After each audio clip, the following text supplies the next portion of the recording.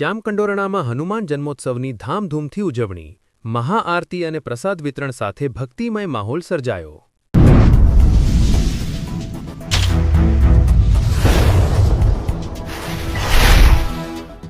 જામકંડોરણામાં હનુમાન જન્મોત્સવ નિમિત્તે વિવિધ મંદિરોમાં ધાર્મિક કાર્યક્રમોની ધામધૂમથી ઉજવણી કરવામાં આવી હતી. શહેરના બાલાજી ચોક ખાતે બિરાજતા બાલાજી હનુમાનજી મંદિર, ચાંદની ચોકમાં સપ્તમુખી હનુમાનજી મંદિર, કનારિયા હનુમાનજી મંદિર તેમજ નગરનાકા, વાણિયા શેરી, બારીના નાકે અને ઇન્દિરાનગર સહિતના વિસ્તારોમાં આવેલ હનુમાનજી મંદિરોમાં ભક્તિમય માહોલ જોવા મળ્યો હતો.